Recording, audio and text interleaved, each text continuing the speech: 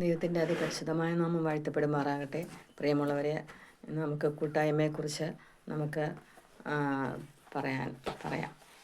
ഞാൻ പറയാൻ ആഗ്രഹിക്കുന്നത് കൂടി വരുന്ന അവസ്ഥയാണ് കൂട്ടായ്മ എന്ന് പറയുന്നത്. അത് നമ്മൾ സ്തോത്രം. ലോകപരമായിട്ട് അനേക കൂട്ടായ്മകളുണ്ട്.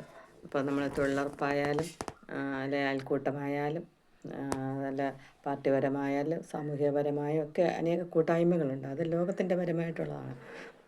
എന്നാൽ നമ്മുടെ ക്രിസ്തീയപരമായിട്ട് ഉള്ള കൂട്ടായ്മ എന്ന് പറയുന്നത് കൂട്ടായ്മ നാം കൂടുമ്പോൾ അത് നമ്മൾക്ക് അനേകർക്കത് അനുഗ്രഹത്തിനും വിടുതലിനും കാരണമാക്കി തീർക്കേണ്ടതിനാണ് നമ്മുടെ കൂട്ടായ്മ. ദൈവത്തിൽ കൂട്ടായ്മ ആചരിക്കുമ്പോൾ പരസ്പരമുള്ള സ്നേഹം, പരസ്പരമുള്ള ഭാരങ്ങളെ ചുമക്കൽ, വിശ്വാസത്തിൻ്റെ ഐക്യം, ഇതൊക്കെയാണ് നമ്മൾ പരസ്പരമുള്ള കൂട്ടായ്മ. വിശ്വാസികൾക്ക് ചേരാത്ത കൂട്ടായ്മകളുണ്ട്. അവിശ്വാസികളുമായി കൂട്ടായ്മ ഉണ്ടായിരിക്കാൻ പാടില്ല. ഇണയില്ല പിണ കൂടരുത്. ജാതികളുടെ അനുഷ്ഠാനങ്ങളിലും ആഘോഷങ്ങളിലൊന്നും നമ്മൾ പങ്കാളികളാവാൻ പാടില്ല. അതുപോലെ ഇരുട്ടിൽ നടക്കുമ്പോൾ ക്രിസ്ത്യാനിക്ക് ദൈവമായുള്ള കൂട്ടായ്മ ഇല്ല. ഇരുട്ടിൽ എന്ന് പറയുമ്പോൾ ജാതീയമായ വഴികളിൽ കൂടി പോകുമ്പോൾ ദൈവത്തിൽ വിശ്വസിച്ചുകൊണ്ട് നാം കൂട്ടായ്മ ആചരിക്കുമ്പോൾ പിതാവിനോടുള്ള കൂട്ടായ്മയുണ്ട്, പുത്രനോടുള്ള കൂട്ടായ്മയുണ്ട്, പരിശുദ്ധാത്മാവിനോടുള്ള കൂട്ടായ്മയുണ്ട്.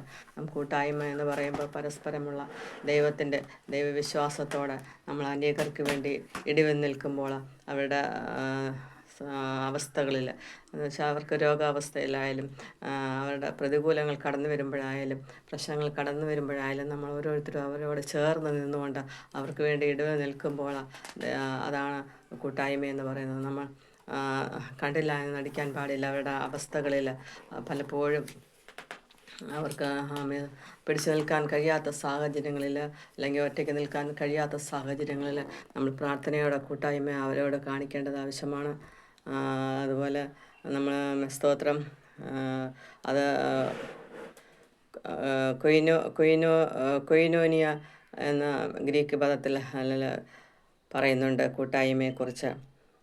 നാം മറ്റുള്ളവരുമായി ഓഹരി കൊടുക്കുക, അല്ലെ പ്രവൃത്തി ചെയ്യുന്ന പങ്കാളിത്തം, അങ്ങനെ പല കൂട്ടായ്മ നമ്മളിൽ കൂടി വരുമ്പോൾ നമ്മൾ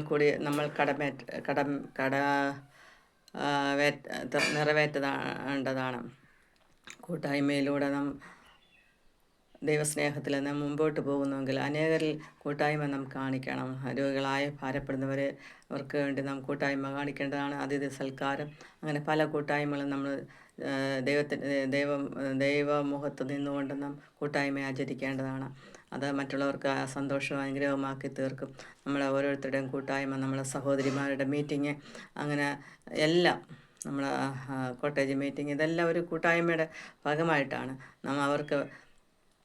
നാം കൂട്ടായ്മ ദൈവനാമത്തിൽ നിന്നുകൊണ്ട് കൂട്ടായ്മ ആചരിക്കുന്നുവെങ്കിൽ അവർക്ക് അവരുടെ ജീവിതത്തിൽ അനുഗ്രഹവും വിടുതലുമാക്കി തീരും.